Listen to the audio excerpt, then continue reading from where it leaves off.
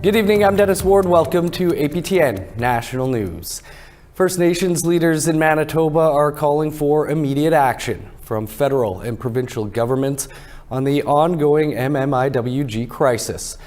This comes after Winnipeg police announced an Indigenous woman was assaulted and confined earlier this month. A warning: this story contains disturbing details. Tamara Pimentel reports.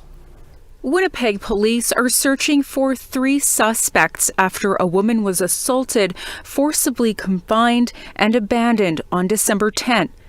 WPS investigators that a 27-year-old female was forced to attend a location on Carlton Street where she was physically assaulted, resulting in her losing consciousness, and that she was bound for a significant period of time. Police say she was then thrown into a dumpster where she was abandoned. Her screams for help were heard, and she was assisted and freed. Joey Audie is wanted on a charge of attempted murder. Evelyn McKay and Romeo Miles are wanted on charges of robbery and forcible confinement. It's disturbing, and it's a complete disregard for any kind of human life as far as I'm concerned. A recent statistic from Manitoba RCMP reveals over the last 3 years, Indigenous women make up 21% of all homicides in the province. In the past 12 months, there have been reports of 25 female victims of homicide and over 400 missing women, girls, and two-spirited people. Every week, we have our women that are missing, our women that are murdered in this province. The Grand Chiefs of 2 First Nation organizations in Manitoba are calling on all levels of government to implement the calls to action brought forward after the national inquiry into missing and murdered Indigenous women and girls. And we're ready to act. We're ready to work with governments. We're ready to sit down, to roll up our sleeves. But if the political will is not there, then we're going to continue to have these problems, but that is not acceptable. Police are asking anyone with information about Audie, McKay, and Miles to come forward. Grand Chiefs Merrick and Satie say they hope to begin working with the provincial and federal governments in the new year. Tamara Pimentel, APTN National News, Winnipeg. To the north now, where the Yukon government has released a new action plan to tackle safety issues in the territory's capital city. The plan provides a roadmap to enhance safety, health, and overall well-being for people and businesses in downtown Whitehorse. The plan contains mid to long-term priorities for building more affordable housing units and the creation of a managed alcohol program where participants with drinking problems are given small amounts of alcohol. Tracy Ann McPhee is the Yukon's Health and Social Services Minister. Real focus on making sure. Apologies, we didn't have that clip. This week, the MMIWG Corporation entered into a new negotiation agreement on self-government for Nunavik with the province of Quebec. The last proposed agreement was rejected by Inuit voters in a 2011 referendum. Quebec Premier François Legault said formal negotiations will begin in the new year, adding that they will take place on a nation-to-nation basis. Premier emphasized the importance of reconciliation for his government. Pida Atimi, the president of the MMIWG Corporation, said that the Inuit are welcoming people, but that they want control over their territory. This is something that we've been dreaming about for the last 55 years. Ever since the Europeans came, we've been working with them, helping them out, whether they were whalers, missionaries, then after exploration companies. We've helped them out, not knowing that one day that we won't be in control. This is something that we would like to see in the near future, is to have control and work in partnership with Quebec. This week, trade students from Nunavut Arctic College handed over a completed housing project to the territory's Public Housing Corporation. The handover took place in Rankin Inlet, Nunavut. The new home will be given to a family on the Nunavut Housing Corporation's waitlist. Approximately 40 students, along with 6 trades instructors, took part in building the 3-bedroom home. Increasing the number of tradespeople is one part of the Nunavut government's Nunavut 3000 plan, a commitment to build 3,000 new housing units in the territory by the end of the decade. According to Statistics Canada, an estimated 60% of Inuit and Nunavut are living in overcrowded conditions. It's all uphill from here. Today marks winter solstice, where the days will begin to get longer. There are celebrations of the day in cultures around the world. Things are a bit different in NWT Arctic communities, where everyone is gearing up for the return of the sun. January 5th through the 7th will see a full weekend of festivities in Nunavik as community members gather to celebrate the return of the sun after 30 days of darkness. At 1:47 p.m., the sun will rise above the horizon. The event has been around for over 35 years and now draws hundreds of spectators. It takes place no matter the weather and showcases Inuvialuit, Dene, and Métis culture. There's food, dancing, music, workshops, games, snow and ice sculptures, fireworks, and more. Looks like a blast. Well, we'd like to hear how you mark the winter solstice or anything else you might want to get in touch with us about. Here's how to continue the conversation. If you have a story you want to share, send us an email to news@aptn.ca. To read and watch our stories, go to our website, that's aptnnews.ca. You can also find us online on your favorite social media sites, including TikTok, YouTube, LinkedIn, and X. Our Truth and Politics panel is looking back on some of the biggest stories of 2023, breaking out the crystal ball for predictions on the year to come. Carrie and Egon will be here after the break.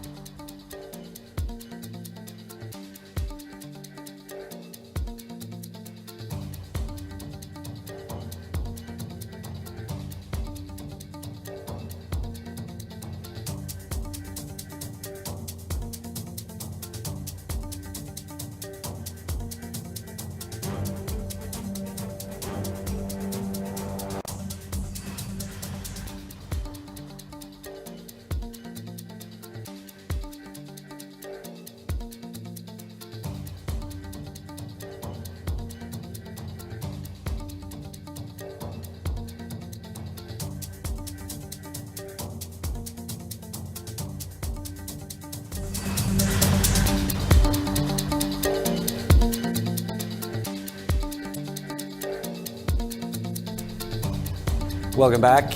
As we get close to winding down 2023, our Truth in Politics panel is here, taking a look back on the year that was and looking ahead to some of the issues that may dominate the news in 2024. Carrie Benjo is the editor of Eagle Feather News, and Niigaan Sinclair is a columnist with the Winnipeg Free Press. Carrie, Niigaan, thanks for being with us for which is, by my count, the 41st panel of the year. Niigaan, let's start with you. What are a couple of the stories that stand out in your mind from the past year? Well, I think clearly the APTN National Chief election drama would probably be right up there at the top. I would also add in the election of the First Nations Premier in Manitoba. And then on top of that, I think the general disharmony or disunity, or I don't really know what to call it, but certainly Canada's Parliament is looking a lot like it needs some third-party management. For those of us who are in Indigenous politics, oftentimes mainstream Canadian media points to our governments and goes, what a mess First Nations and Métis governments are. Well, I tell you that there is nothing more dysfunctional, nothing more disastrous than watching question period in Parliament and the rancor and division and the absolute nonsense and conspiracy theories that are being bandied about now. And I think certainly that's something worth talking about. Carrie, what about for yourself? What do you recall as some of the biggest stories for 2023? Of course, WABCanoe, top of mind. The landfills, MMIWG issues, and of course, AFN has dominated a lot of our talk within here in Saskatchewan and beyond, and reconciliation. Like, what does it look like? There's still a lot of discussion when it comes to reconciliation and how it's impacting individuals and organizations, governments, etc. Yeah, the whole thought of reconciliation has certainly been taking a hit over the last few weeks. Not even one TRC calls to action addressed this year. Turning ahead, I guess, to 2024, Niigaan, what do you see as on the horizon in the new year? I agree with Carrie. I think the landfill issue will continue to dominate. But, you know, just in Winnipeg here, there was a 14-year-old girl who was murdered and an Indigenous young woman. We continue to be ground zero here in Winnipeg for the issue of murder missing Indigenous women and girls and Two-Spirit people. And so I think that's an issue that will be very prevalent. I think one of the bigger issues that's coming out of that is the issue, of course, of poverty and chronic homelessness, not just in Winnipeg, but also throughout the entire country. Mm-hmm. And we know that that disproportionately impacts Indigenous peoples. It is our relatives who are the ones who are sleeping outside. And I know certainly I'm spending the rest of today working on a story about how people without a home celebrate a holiday that's supposed to be all about homes. And so I think the other issues that are coming out is around inflation. And we all know that the way Canada spends its way out of inflation or tries to get its way out of inflation is by taking Indigenous lands and resources. That's the way that Canada has proceeded in the past. And the issue of lithium is becoming a very big issue here in the prairies, also in Ontario, the Ring of Fire. I think there's going to be a big collision coming up in 2024 around the issue of Indigenous rights because Canada is going to try to move those projects quickly. Carrie, what about yourself? What do you see as coming up in 2024?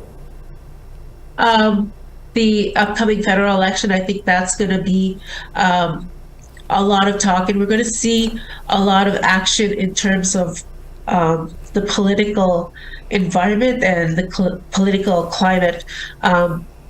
Moving into just climate in general, I think there is a real focus on climate change, clean energy. You know, Niigaan mentioned lithium. There's so much happening right now in terms of looking ahead and trying to meet, trying to put an end to what we're ultimately facing when it comes to climate change. You know, we've had record storms, weather. You know, it's it can't be ignored. And so I think climate change, the political environment, and the opioid crisis, and the introduction of new, more dangerous drugs. I know that I think there's one called track or something. I don't know. It's just a really scary time when it comes to some of these issues that are on the horizon. Indeed. Carrie and Negon, will leave it there for 2023. Wish you both all the best for the holiday season, and we'll catch back up with you in a few weeks. See you in the new year. Happy New Year. A member of Norway House Cree Nation is off to the Olympics. Details on that and more after the break.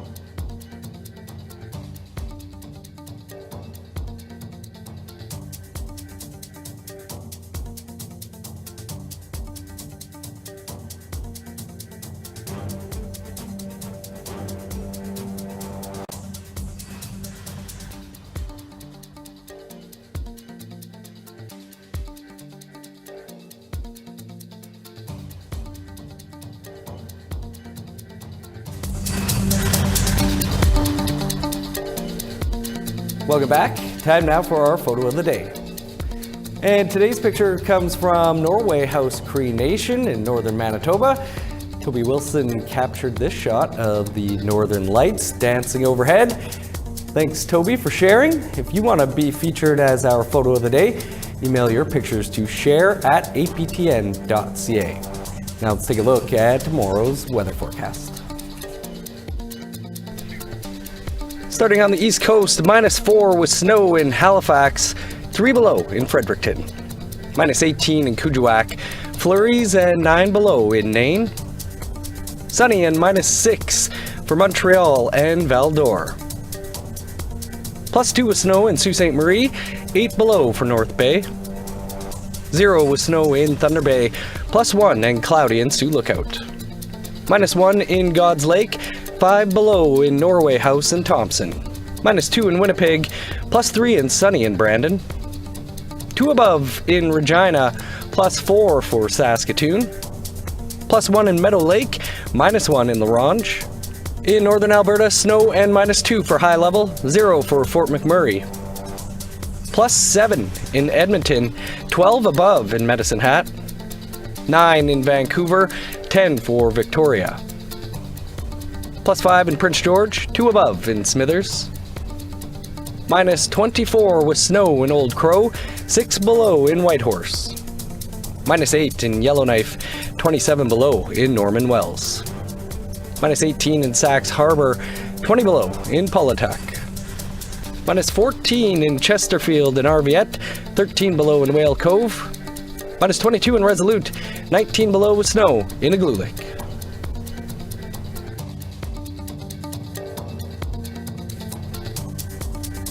A member of Norway House Cree Nation in Manitoba has qualified to represent Canada in wrestling at next year's Olympics in Paris. Justina D'Estasio is of Cree and Italian descent. She began wrestling at the age of 12. D'Estasio placed in multiple international competitions, including winning the 76 kg gold at the 2022 Commonwealth Games. The 2024 Summer Olympics begin on July 26th. Well, as we mentioned, today marks the first day of winter, and to celebrate winter solstice, a two-spirit powwow took place in Winnipeg, bringing together community before the holidays. Tamara Pimentel was there. Colorful regalia and the sounds of jingle dresses and drums fill Winnipeg's convention center. A two-spirit powwow kicks off the holiday season. The winter solstice is usually a time for people to get together with family, and so we wanted to bring the community together. Dancers from across Manitoba gathered. Organizer Quentin Delorme carries out the Eagle staff for grand entry. He says the powwow is open to anyone that wants to take part. It's a time for us to come together and celebrate our two-spirit identity, and you can dance in whatever category you want to. On this shortest day of the year, as traditions and ceremonies take place, everyone is celebrated at the two-spirit powwow for being authentically them. Tamara Pimentel, APTN National News, Winnipeg. Now to Vancouver, where a group of volunteers are helping spread some holiday cheer to those less fortunate. APTN's Tina House joins us now. With this holiday season upon us, the season of giving is alive and well. And here in the downtown east side, James Harry from the All Nations Outreach Society is joining us today. James, what's happening behind us here? We're changing up today from our normal lunch bag giveaway. We got some pizzas, and we're handing out to residents of downtown east side. Having our weekly lunch program. Amazing. Now, this has been going on for how long now? Since the pandemic. So was it about 3 years? Wow. And I was talking to you about this before. Now, it started out with 12 sandwiches. You're up to what, 30? What did you say to me? 34,000 lunches? Or? I think it was like 34 or 36, something 36, like that. Yeah, in those 3 years. 36,000 people have been fed by your generosity and the generosity of so many sponsors. Who's gotten involved with this initiative from the sponsor side? So we got my wife's uncle from Lebo Enterprises. They were for about 2 years sending $250 a week, and that helped us increase it. And then LNG Canada came on board, Sodexo Canada came on board, all partners for the LNG project back home, as well as my cousins Ray Tucci and Steve Barbers. For the past 3 years, on Truth and Reconciliation Day, they go in, rather than take the day off, they go in, and all their wages for that day come to us. Whatever they make in haircuts that day, all come to us. And they have a donation jar there. And so first year was like $9,200, second year was like $5,000, and this year was like $4,200. Wow, that is absolutely incredible. We also got to see a little volunteer appreciation night last night. Yeah. Murray Porter had the opportunity of gracing the stage and playing some tunes. Juno Award winner. Let's take a look at some of Murray's performance last night. Keep spirits bright. What fun it is to ride and sing, sleighing song tonight. Jingle bells, jingle bells, jingle all the way. Oh, what fun it is to ride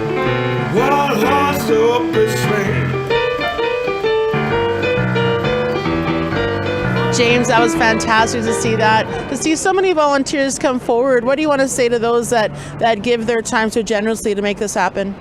It's awesome. It's amazing just how our northern relatives, our neighbors that come together, they do fundraisers for us, to send money so we can help feed our relatives here in the downtown east side. The volunteers that come together every week. Last year, during a snowstorm, they left 2 hours early so they get there in time to prepare the lunches. And then they had 2 hour commute back home in the snow. It's just a dedication. It's amazing how everybody's come together and grown to what we've grown into. Amazing. And speaking of growing what you've grown into, James, you come from the streets here as well. You spent a lot of time down here as well as your wife. Do you mind sharing your story a bit with us? Sure. Yeah, I was actually in that alley behind Carnegie there. It was one of my places I hung out, as well as, in my own community, just isolated myself, lost in my addiction, and when I retrace these steps that I've taken in my addiction, that I'm very fortunate to be still alive and still here, and to know what some of them are going through, and to be that friendly hello, how are you doing? Want to go for a coffee? That goes a long way. Incredible. And now you've dedicated a lot of your time to helping people get sober and get off the streets and find their way in life. So congratulations. I'm so proud of you and so proud of all your volunteers here today. Thank you for joining us. Very nice to see you, James. Back to you in studio. Thanks, Tina. And James, over to our Ottawa studio now, where Fraser Needham is standing by with a preview of tonight's new episode of Nation to Nation, the last show of 2023. The news on Nation to Nation. We'll talk to new Minister of Crown Indigenous Relations Gary Anasonagri about his first 6 months on the job. We'll also talk to Minister of Indigenous Services Patty Hajdu about the First Nations Clean Water Act. Primarily what it does is it protects, first of all, the water that feeds First Nations. It gives tools to First Nations for ongoing equality to access to fresh water and the tools they need to keep that water clean. And the NDP's Laurie Idlode is here to tell us about how the Liberals' recent Indigenous housing initiatives don't go far enough. All this coming up on this week's episode of Nation to Nation. Thanks, Fraser. Good looking show there. You can catch Nation to Nation right here in about 90 seconds from now. We're all out of time for your Thursday edition of your APTN National News. Of course, for news anytime and much more, visit our website, aptnnews.ca. I'm Dennis Ward. Marcy McGuitch, thanks for being with us. Stick around. Fraser's up with End to End. Have a great night.